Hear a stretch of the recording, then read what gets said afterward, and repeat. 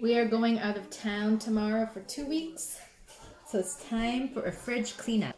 Spinach, celery, carrot, quinoa, more lettuce, kidney beans, cucumber, pepper, and a garden tomato.